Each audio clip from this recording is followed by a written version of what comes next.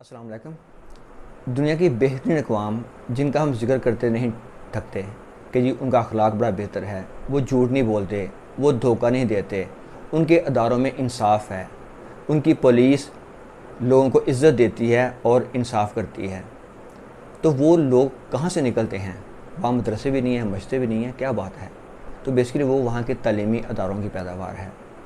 ان اقوام نے with experiment سیکھ لیا کہ یہ سارے کام کرنے میں، جھوٹ بولنے میں، دھوکہ دینے میں، ناانصافی کرنے میں ملک میں فساد پھیلتا ہے، تو لہٰذا انہوں نے اپنے تعلیمی اداروں میں یہ باتیں امپلیمنٹ کر دیں کہ یہاں ایسے بچے پیدا ہوں کہ جب وہ معاشرے میں آئیں تو ایک اچھا معاشرہ ہمارے سامنے آ جائے۔ تو ہم بھی جب اپنے بچوں کے لیے ایفرٹ کرتے ہیں تعلیم کے لیے، میں دیکھتا ہوں والدین کو بہت محنت کرتے ہیں، بیچارے صبح و شام محنت کرتے ہیں، بچوں کو اسکول میں لے کے آنا، چھوڑنے جانا، پھر اکیڈمی کا معاملات الگ سے، پھر ایگزام کے دوران پیرنٹس کی الگ سے ڈیوٹی۔ تو ہمیں ضرور کوشش کرنی چاہیے کہ ہم بڑے اچھے تعلیمی ادارے دیکھیں جہاں بچوں کو ہم تعلیم کے لیے اس کو چوز کریں۔ ہم جو دعا مانگتے ہیں ربنا آتنا فی الدنیا حسنۃ وفی الآخرۃ حسنۃ وقنا عذاب النار، تو یہاں دنیا کی بھی بہتری مانگی گئی ہے اور آخرت کی بھی بہتری مانگی گئی ہے۔ تو ہم نے ایسے تعلیمی ادارے چوز کرنے ہیں جو دونوں جگہ بچوں کا تحفظ کر سکیں۔ اب اہم بات یہ ہے کہ حدیث مبارکہ ہے، بلکہ جو قرآن پاک کی پہلی آیات ہے، فرمایا کہ اقرأ بسم ربک الذی خلق، کہ انسان کو پہلی آیت میں ہی پڑھنے کی طرف اس کا توجہ دلائی جا رہی ہے، اپنے رب کا نام لے کے پڑھو۔ پھر حدیث مبارکہ ہے کہ علم حاصل کرنا ہر مسلمان مرد اور عورت پہ فرض ہے، اور یہ یقیناً دونوں علم ہیں، یاد رکھیے گا، بیلنسڈ ہم نے لے کے چلنی ہے ایجوکیشن۔ تو اب ہم نے جب پھر ایک اور بڑی اہم بات ہے، فرمایا کہ ہر جو دین ہے اس کا ایک وصف ہے، اور جو دین اسلام ہے اس کا وصف حیا ہے۔ حیا بیسیکلی وہ بیریئر ہے جس سے بچہ اپنے کردار کی حفاظت کرتا ہے۔ تو ایسے تعلیمی ادارے جو حیا کو خدا نخواستہ برباد کرنے کی کوشش کرتے ہیں، ان کے تو پاس بھی نہیں جانا بچوں کو لے کے۔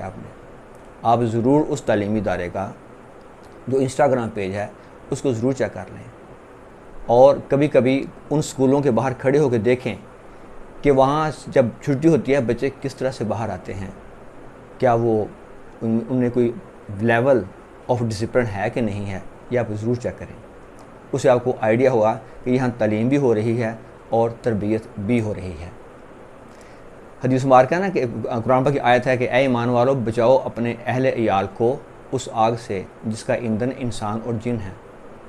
پھر یہ فرمایا گیا کہ ہر شخص ذمہ دار ہے، اس سے اس کی رعیت کے بارے میں سوال ہوگا۔ یہ جو ہماری اولاد ہے یہ ہمارے پاس اللہ تعالیٰ کی امانت ہے، ہم نے ان کے لیے اچھے تعلیمی ادارے کا انتخاب کرنا ہے۔ اب اچھے تعلیمی ادارے کی طرف جب ہم جاتے ہیں تو آپ نے یہ دیکھنا ہے کہ وہ تعلیمی ادارہ بچے کی کمپریہنسو پرسنالٹی کی گرومنگ کرے۔ اس کے علاوہ اس تعلیمی ادارہ وہ اچھے بچوں کو ریڈر بنائے، بیکاز ریڈرز آر لیڈرز۔ اگر وہ ادارہ بچوں میں تعلیمی شوق پیدا نہیں کر پا رہا تو پھر وہ ادارہ ناکام جا رہا ہے۔ وہ اگر ادارہ اچھے انسان، اچھے شہری پیدا نہیں کر رہا تو پھر بھی معاملات خراب ہو رہے ہیں۔ آپ نے اس پہ ضرور ورکنگ کرنی ہے۔